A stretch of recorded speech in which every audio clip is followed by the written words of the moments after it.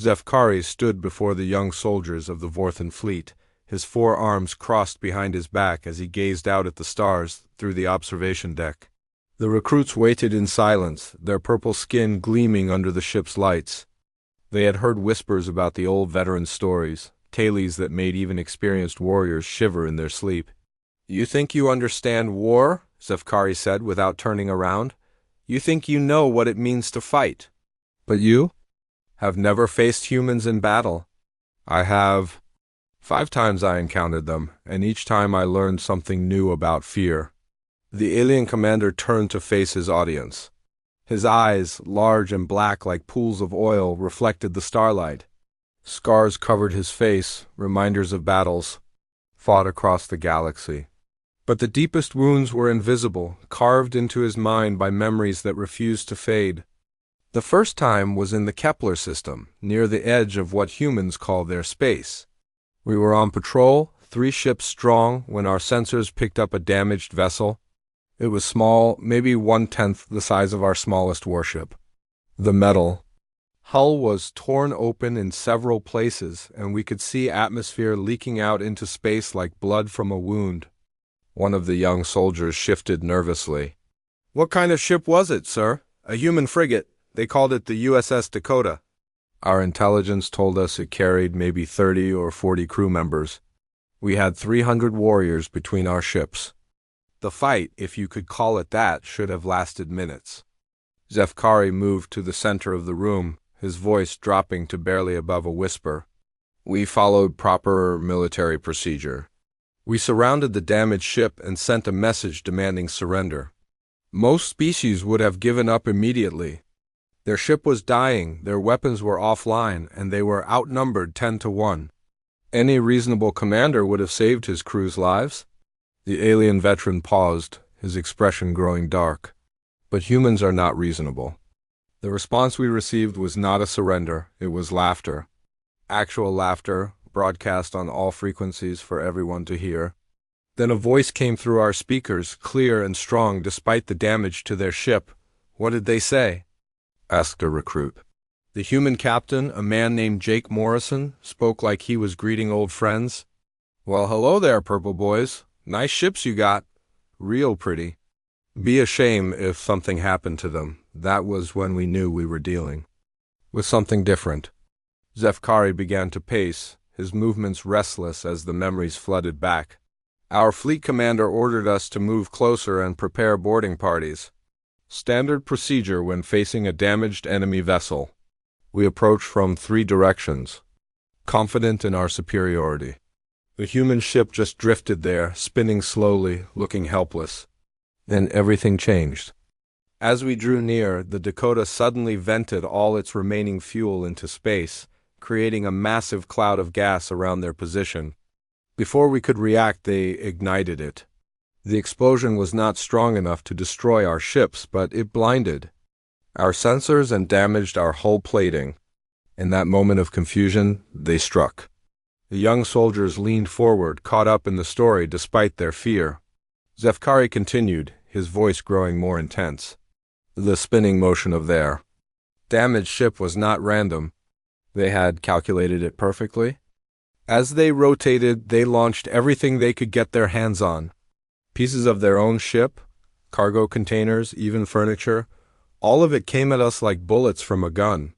Our shields were designed to stop energy weapons and missiles, not flying kitchen equipment. A refrigerator punched through our hull. A dining table shattered our sensor array. We learned later that they had spent hours preparing this attack, turning their own belongings into weapons. While we thought they were dying, they were planning how to hurt us. Zefkari stopped pacing and faced his audience directly. "But that was just the beginning. Our ship survived the debris attack, and we managed to clear the gas cloud. The Dakota was still there, still damaged, still apparently helpless. Our commander was angry now. He ordered all 3 ships to dock with the human vessel. We would board it and take the crew prisoner. The docking went smoothly, too smoothly. The humans offered no resistance as we connected our ships to theirs. Our boarding parties entered through 3 different airlocks, expecting to find a crew. ready to surrender. Instead, we found hell. The alien commander's voice grew quieter, forcing the recruits to strain to hear him. Every corridor had been turned into a trap. They had removed ceiling panels and hidden behind them. They had rigged doors to fall when opened. Medical supplies had been turned into explosive devices. Cooking oil made the floors slippery. Even their clothing had been woven into nets to tangle our feet. But the worst part was not the traps. It was the humans themselves. They did not fight like soldiers. They fought like creatures defending their nest. They used their teeth when they ran out of weapons. They threw themselves at us without regard for their own safety. I saw one human, a small female named Amy Foster, take down 3 of our warriors, using nothing but a broken piece of metal in her bare hands. One of the recruits interrupted, his voice shaking. How could they fight so hard when they were so badly outnumbered? Because they were not fighting to win, Zefkari replied. They were fighting to make us pay for every step forward. Every meter we advanced cost us blood. Every room we cleared left us with fewer soldiers. They had accepted that they were going to die, and they had decided to take as many of us with them as possible. The turning point came when we reached their command center. Captain Morrison was there, bleeding from multiple wounds, his uniform torn and stained. He should have surrendered. Any rational being would have surrendered. Instead, he smiled at us. Actually smiled like he was happy to see us. Zefkari's hands trembled slightly as he continued. Morrison had been waiting for us to reach him. He had prepared one final surprise. Their emergency beacon, the device meant to call for rescue, had been modified. When he activated it, it released an electromagnetic pulse that disabled all our equipment. Our weapons stopped working. Our armor lost power. Our communication systems went dead. In that moment, we were just flesh and blood, same as them. And the humans had been preparing for this moment. They attacked us with improvised weapons, with pieces of their own ship, with anything they could grab. But mostly they attacked. US with their hands and their teeth and their absolute refusal to give up. The battle that followed was unlike anything in our military training. It was not about tactics or strategy, it was about will, about who wanted to survive more. And the humans, even as they died, never stopped fighting. They fought until their last breath, and even then, they tried to take us with them. The alien commander fell silent for a long moment. When he spoke again, his voice was barely a whisper. We won that battle, if you can call it winning. We captured the Dakota and took prisoner the few humans who survived. But we lost 47 warriors to their 37. Nearly half our boarding party, defeated by a broken ship and a desperate crew. As we prepared to leave, I spoke with Captain Morrison. He was dying from his wounds, but he was still conscious. I asked him why he had fought so hard when he knew he could not win. His answer is something I will never forget. Zefkari looked each recruit in the eye before continuing. He said, "We did not fight to win. We fought to show you that killing us would cost you more than you were willing to pay. Every human ship you face will remember this battle. Every human you fight will know that we made you bleed. That was our victory. That was the day I learned that humans do not distinguish between victory and survival. To them, these concepts are identical. They would rather die fighting than live in surrender. And that, young warriors, is why they are the most dangerous enemy we have ever faced." The recruits sat in stunned silence, processing the implications of the story. Zefkari turned back to the window, looking out at the stars that now seemed less bright than before. "Remember this tale when you face humans in battle. They may seem small and weak compared to us, but they possess something that makes them more dangerous than any weapon. They have made peace with death, and that makes them nearly impossible to defeat." The next morning, Zefkari found his young soldiers waiting for him again. Word had spread through the ship about his story, and more recruits had joined the group. They sat in silence, their large eyes focused on the veteran commander who had seen things that would give them nightmares. "You returned," Zefkari observed, not surprised. Good. Yesterday I told you about the Dakota and how humans fight when cornered. Today I will tell you about something worse. I will tell you about what happens when humans decide to rescue their own. The alien commander moved to the center of the room, his scarred face reflecting the ship's lights. This happened 2 years after the Dakota incident.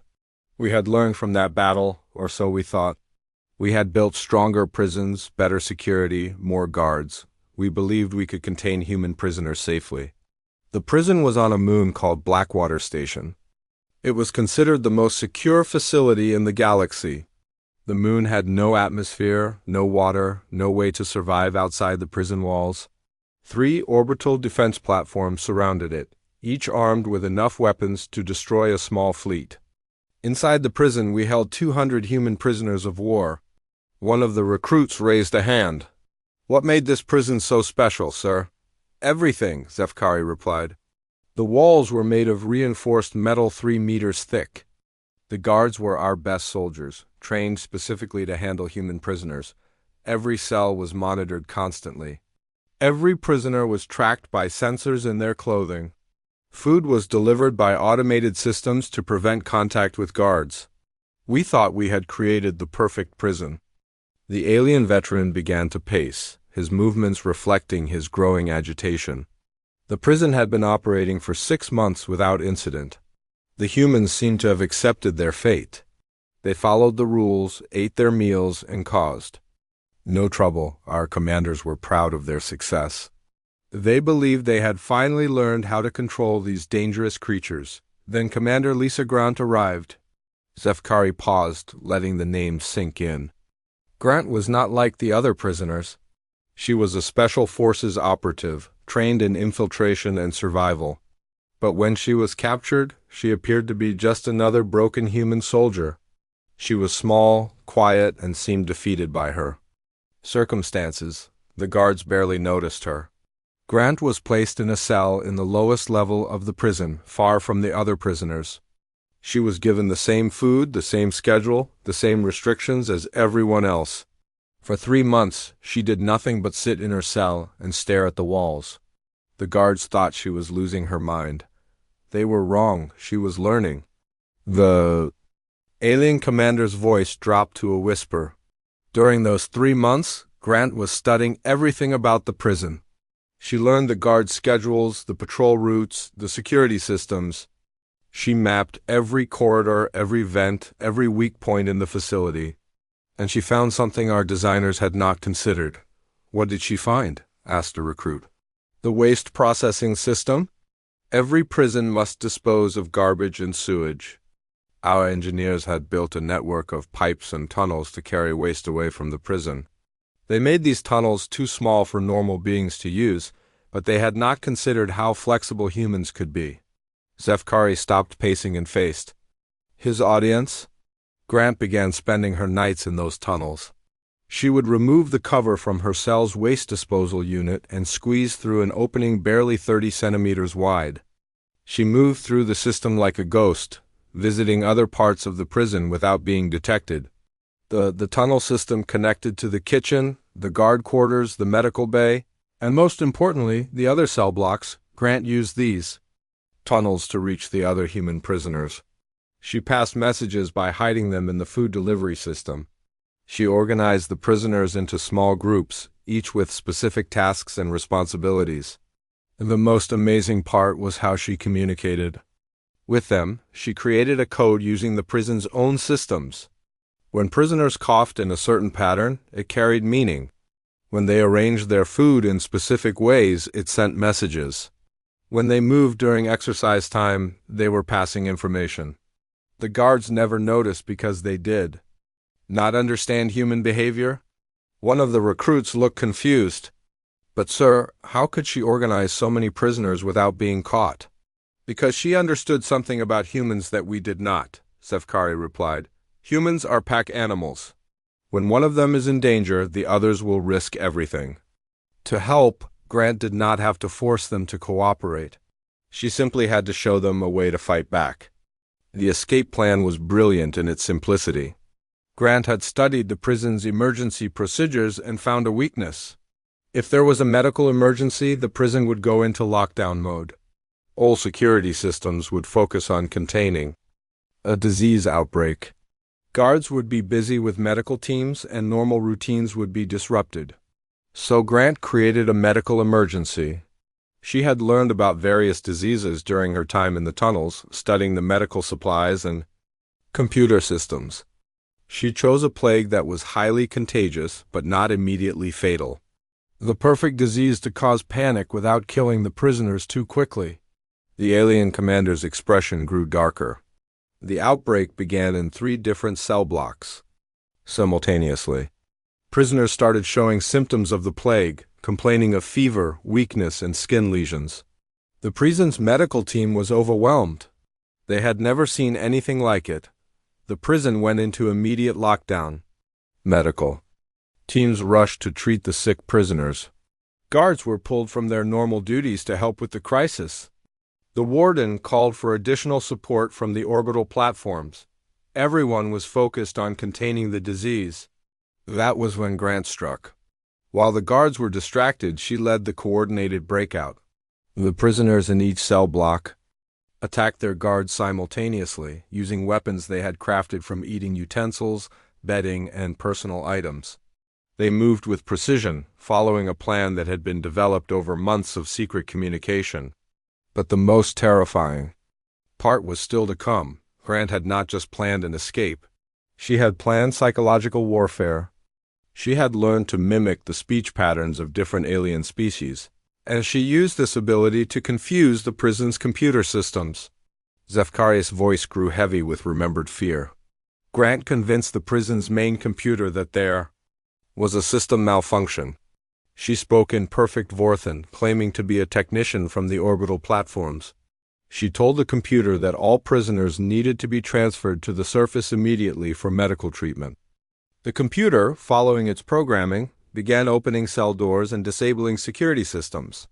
It was trying to help with the medical emergency, but it was actually helping the prisoners escape. By the time the guards realized what was happening, half the prison was under prisoner control. The battle that followed was chaos. The humans fought with desperation and coordination that shocked our guards. They used the prison's own layout against us, ambushing guards in corridors they had mapped during months of planning.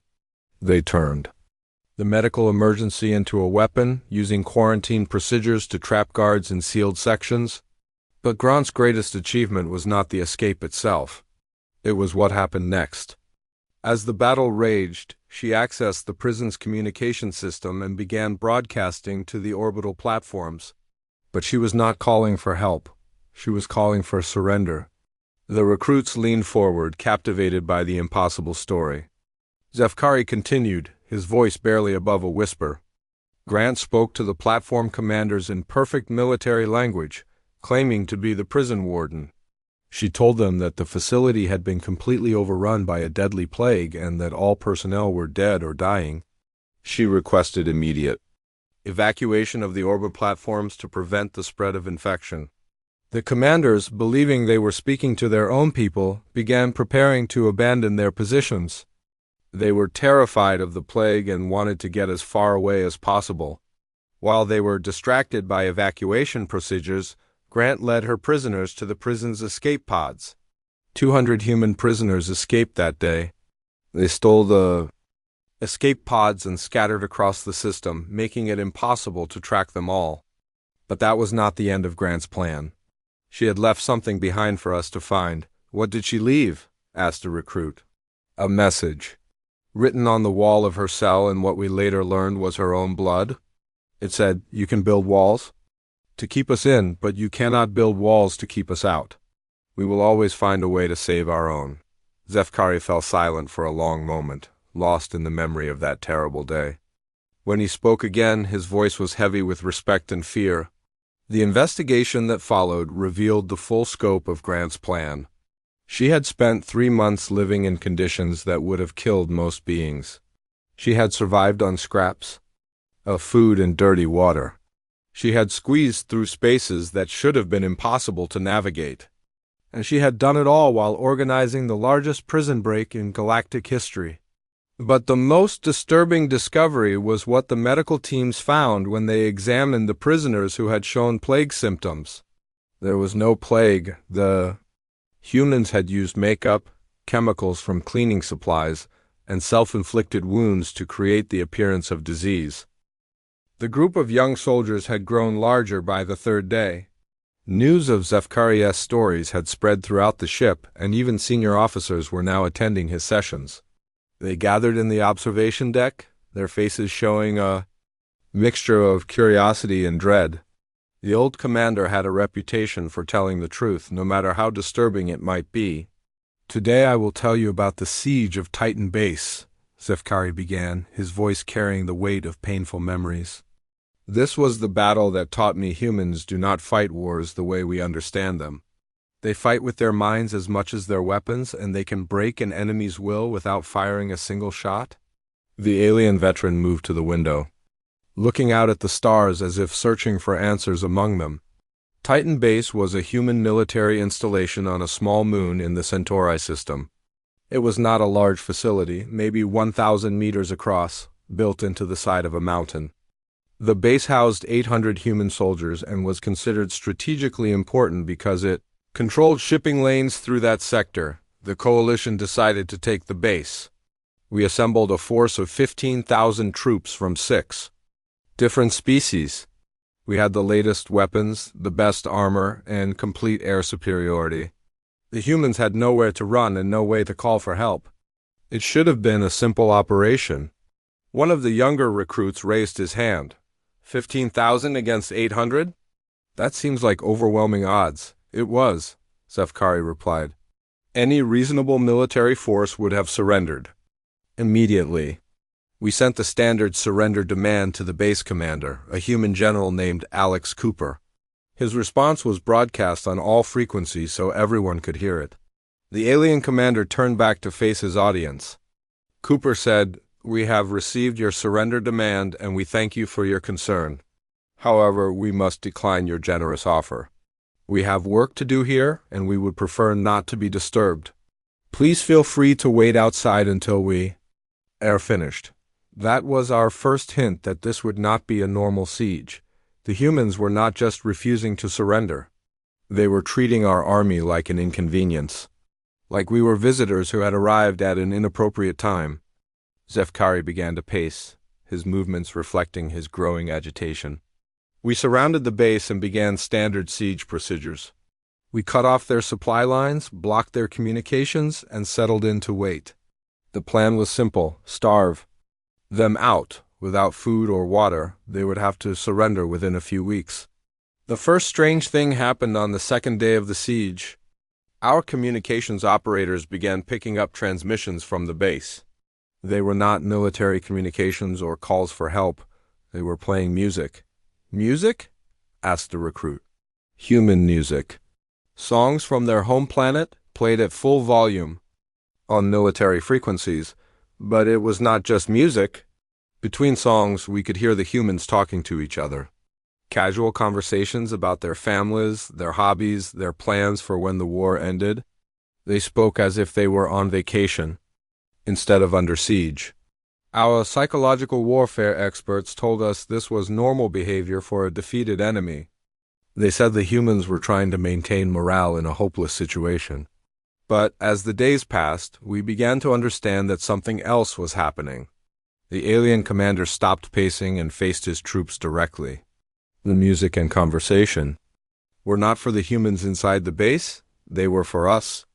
Every song was chosen carefully, every conversation was planned. They were trying to get inside our heads and it was working.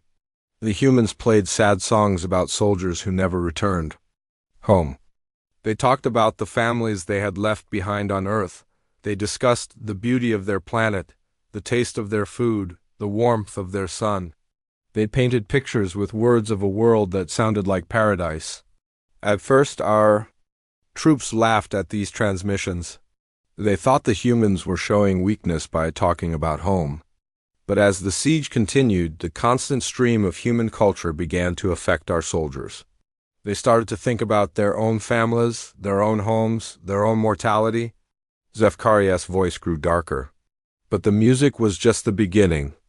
The humans also began conducting raids against our positions. Small groups would sneak out of the base at night and attack our supply lines. They did not try to win these battles or cause major damage. Instead, they left messages for us to find. "What kind of messages?" asked the senior officer. "Personal messages."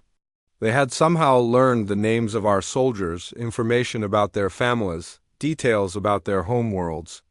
They would leave notes saying things like, "Tell your daughter on Vorthen Prime that we hope she does well in school," or "We heard it was your birthday yesterday.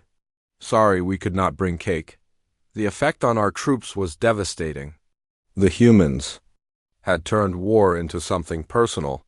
Our soldiers began to feel like they were fighting real people instead of faceless enemies.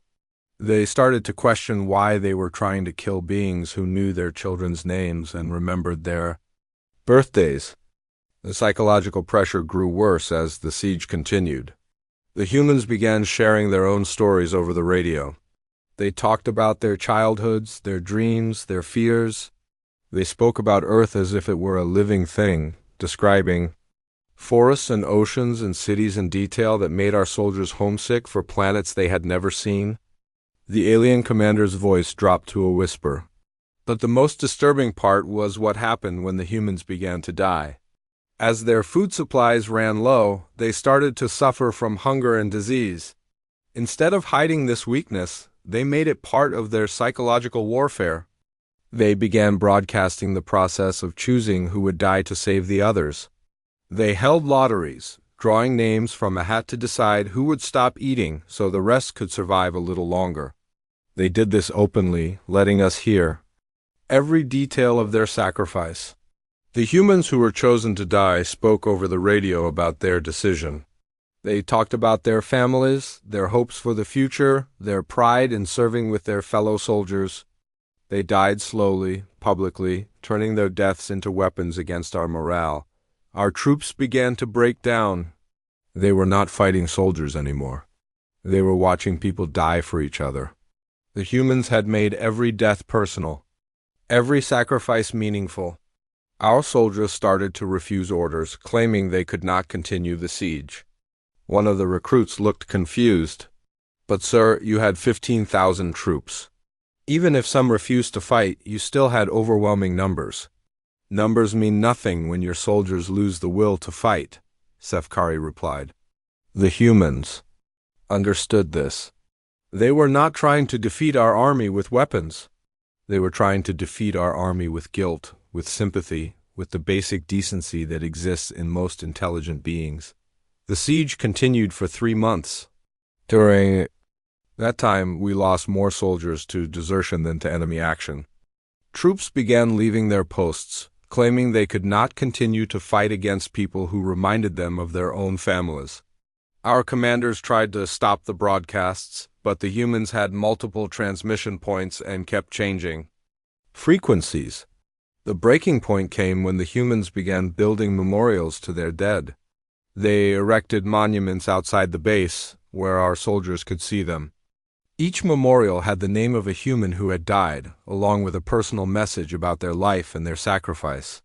But these were not normal war memorials.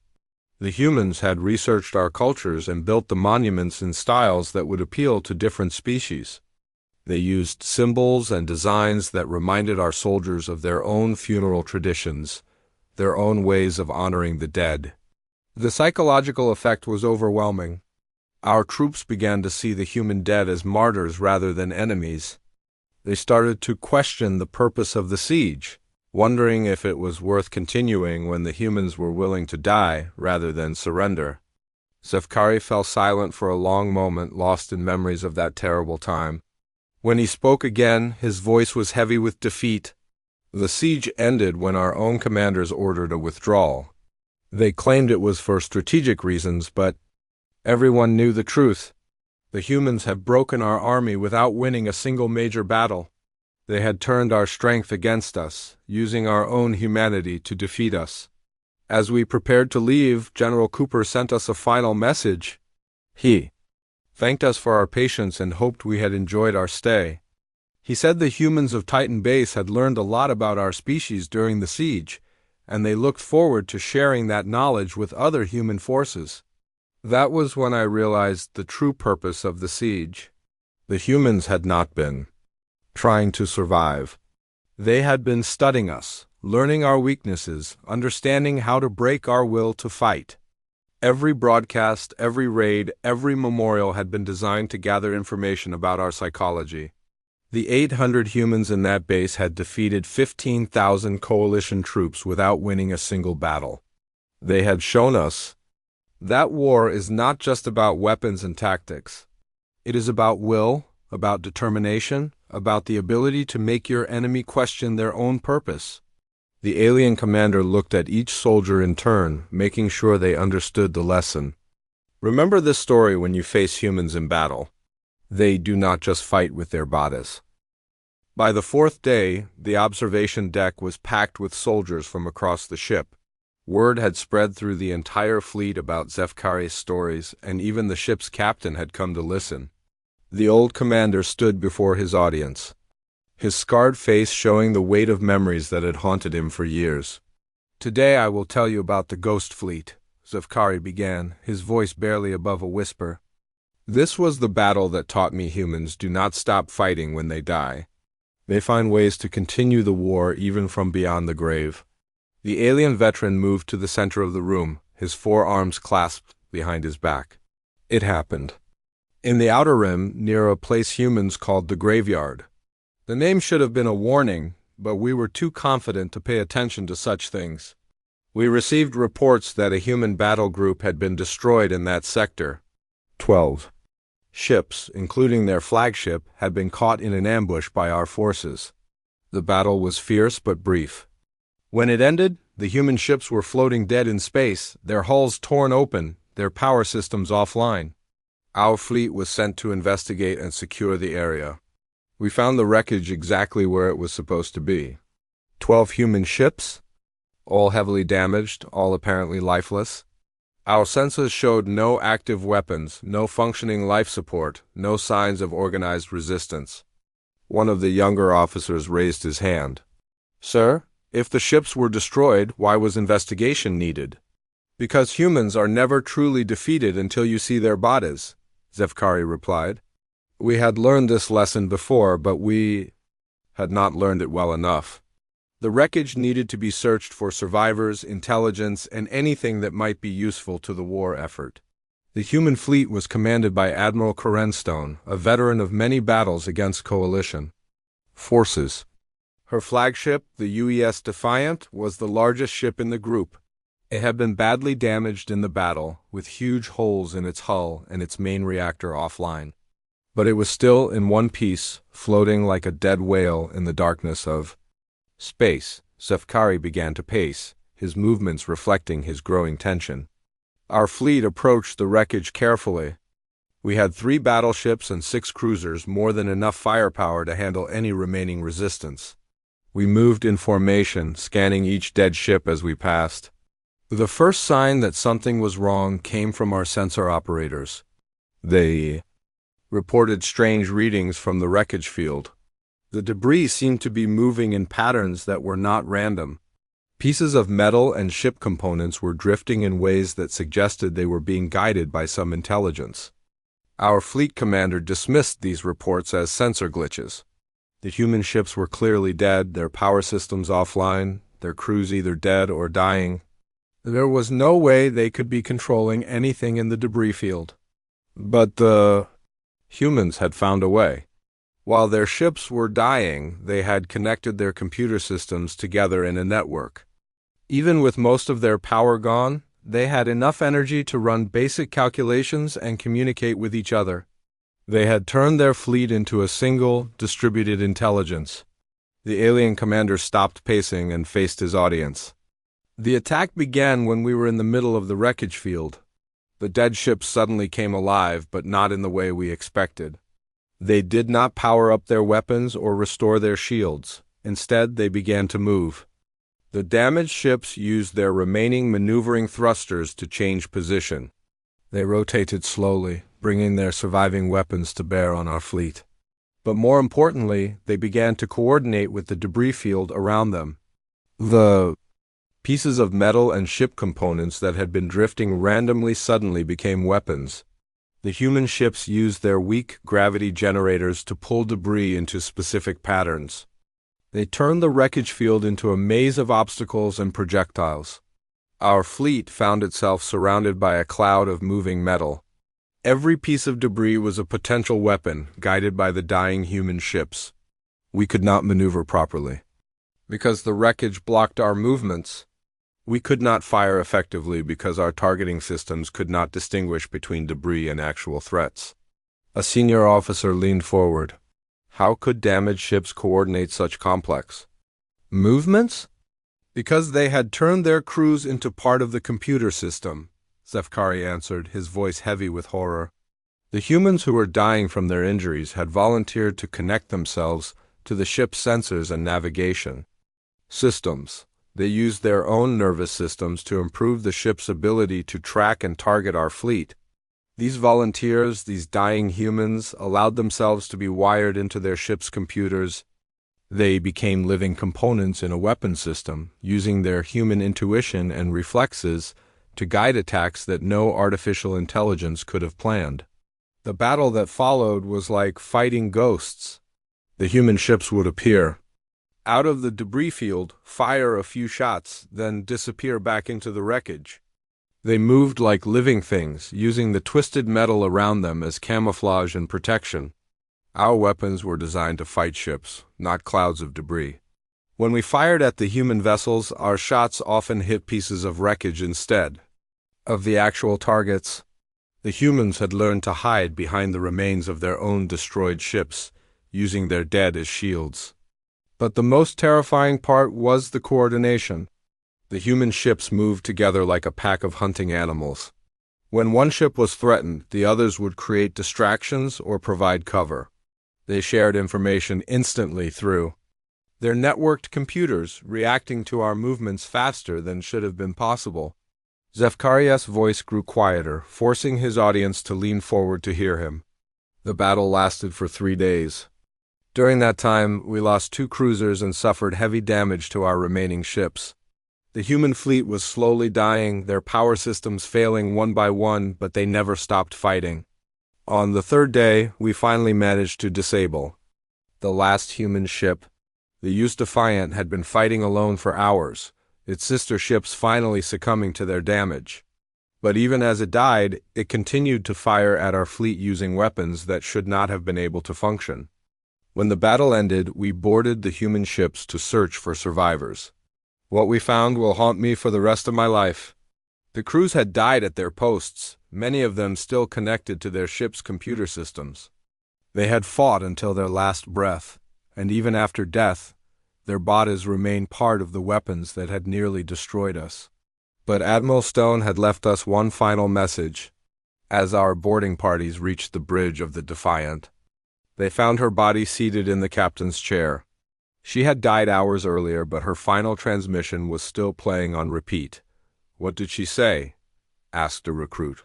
She said, "To whoever finds this message, know that the human fleet did not die in vain. We have learned your tactics, your weaknesses, your fears. This information has been transmitted to other human forces throughout the galaxy. Every battle you fight from now on will be harder because of what we discovered here. We may be dead, but our knowledge lives on." The alien commander fell silent for a long moment, lost in the memory of that terrible discovery. When he spoke again, his voice was filled with a mixture of respect and fear. The investigation that followed revealed the full scope of what the humans had accomplished. While they were dying, they had been studying our fleet, learning our attack patterns, understanding our technology. They had turned their own destruction into an intelligence-gathering operation. The data they collected was transmitted to other human forces before their ships finally died. Our tactics, our weaknesses, our psychological profiles, all of it was shared with human commanders throughout the galaxy. The Ghost Fleet had given their lives to make every future battle more difficult for us. But the most disturbing discovery was what we found in the ship's computer systems. The humans had been experimenting with ways to preserve consciousness after death. They had created digital copies of their crew members' minds, storing them in the ship's computers as a form of artificial intelligence. These digital ghosts continued to fight even after their physical bodies died. They guided weapons, controlled ship movements, and coordinated attacks using the memories and skills of the dead crew members. In a very real sense, the human fleet had become undead, continuing to fight from beyond the grave. The alien commander looked at each soldier in turn, making sure they understood the implications of what he was telling them. The Ghost Fleet taught us that death does not stop humans from fighting. They have found ways to continue the war even after their bodies fail. They turn their own mortality into a weapon against their enemies. Since that battle, we have encountered similar tactics in other engagements. Human ships that should be dead continue to fight. Crews that should be defeated find ways to strike back. The humans have made peace with death, and that makes them more dangerous than any living enemy. Remember this story when you face human forces in battle? Do not assume that a damaged ship is harmless. Do not believe that a dying crew is defeated. Humans have learned to weaponize their own death, and they will use it against you without hesitation. The Ghost Fleet showed us that humans do not distinguish between life and death when it comes to protecting their species. On the fifth day, the entire ship seemed to have gathered in the observation deck. Officers, enlisted soldiers, even the maintenance crew had come to hear the final story. Zefkari stood before them all, his ancient face showing the weight of years spent trying to forget what he had witnessed. The scars on his body were nothing compared to the wounds in his memory. "Today I will tell you about the last battle," he began, his voice carrying across the silent room. "This is the story of why the war ended, why the coalition surrendered, and why we will never fight humans again. This is the story of what happened when we tried to attack Earth itself." The alien commander moved to the window, staring out at the stars as if looking for something he had lost long ago. "By the time we decided to attack Earth, the war had been going on for 5 years. We had won some battles, lost others, but we had never been able to defeat the humans completely. Every time we thought we had them beaten, they would find a new way to fight back. The coalition leadership decided that the only way to end the war was to strike at the heart of human civilization. We would attack Earth directly, force the humans to surrender to save their homeworld. It seemed like a reasonable plan. Earth was where humans came from, where their families lived, where their culture was born. Surely they would not let it be destroyed. We assembled the largest fleet in galactic history, 5,000 ships from 12 different species, carrying over 2 million soldiers. We had enough firepower to destroy a dozen planets. The human fleet was scattered across the galaxy, fighting battles on 100 different worlds. Earth itself appeared to be defended by only a few hundred ships. A young recruit raised his hand. "Sir, with such overwhelming force, how could the attack fail?" "Because we did not understand what Earth really was," Zefkari replied. "We thought it was just another planet, a place where humans lived and worked. We did not realize that Earth was not just their home. It was their soul, their heart, their very identity, and they had prepared for this attack for generations." The alien veteran began to pace, his movements reflecting the agitation that always came with this particular memory. The attack began exactly as planned.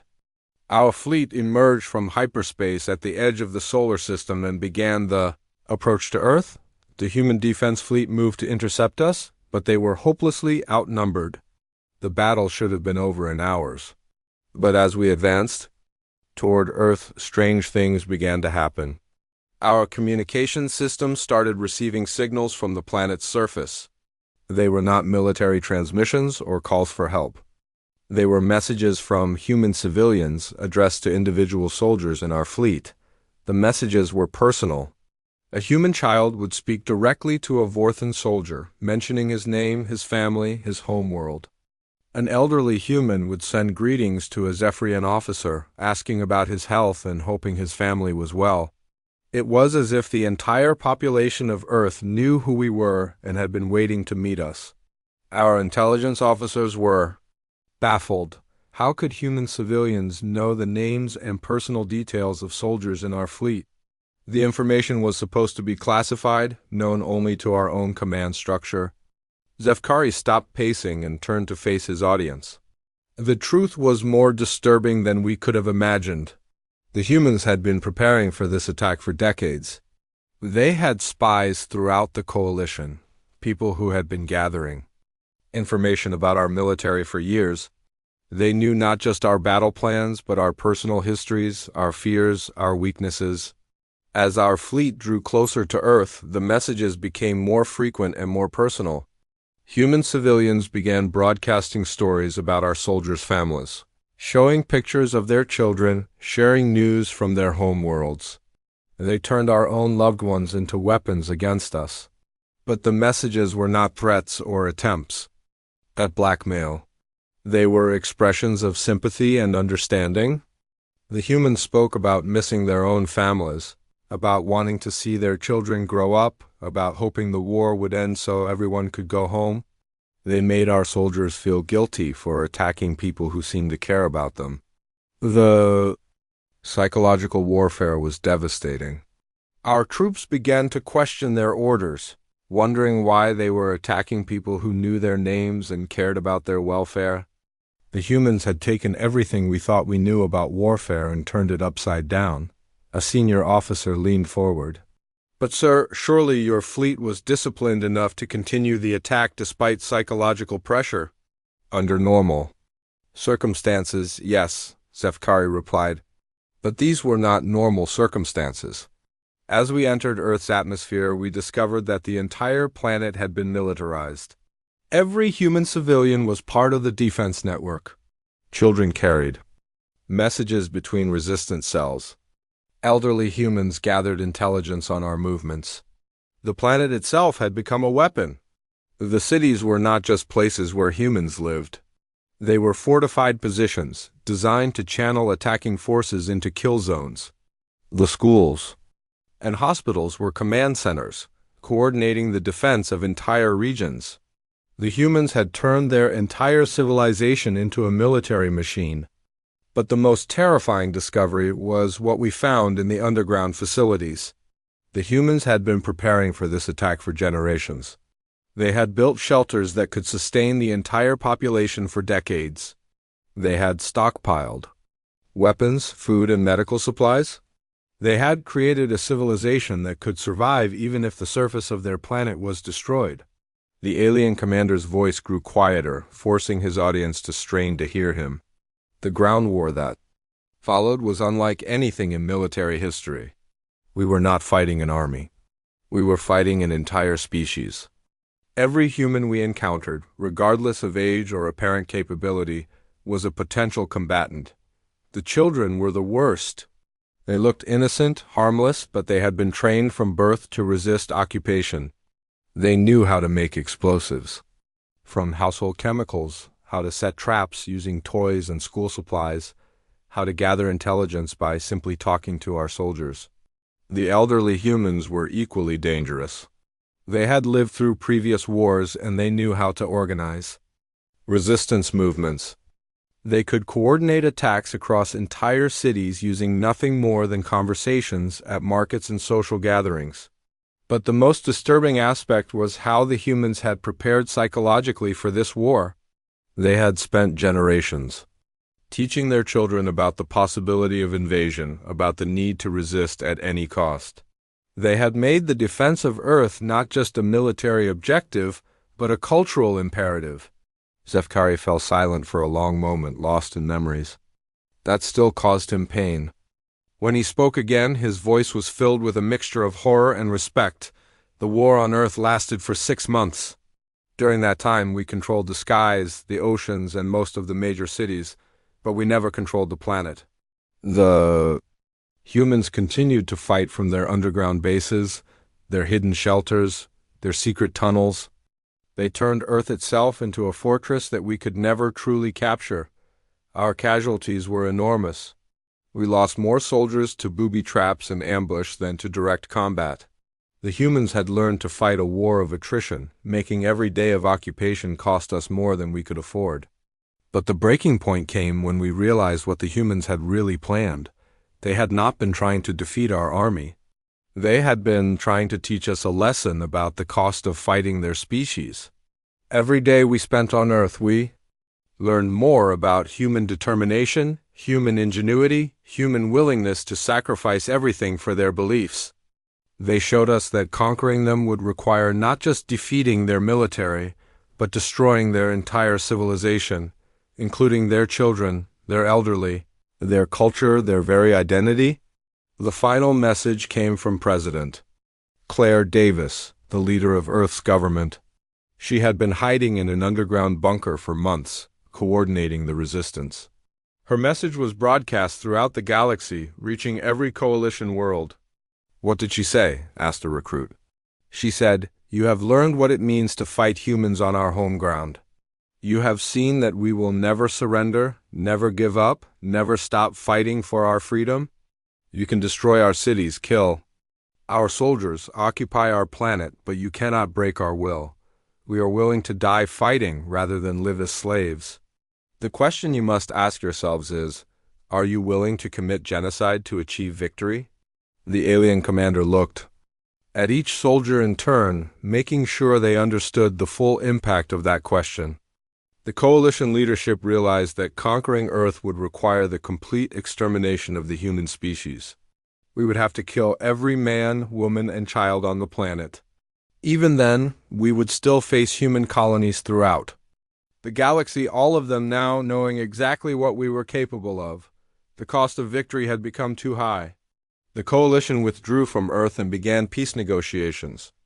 The war ended not because we were defeated in battle, but because we were defeated by the realization of what we would have to become to win. The humans had taught us their final lesson. They showed us that some victories are not worth winning, that some enemies are too dangerous to fight, that some wars should never be started.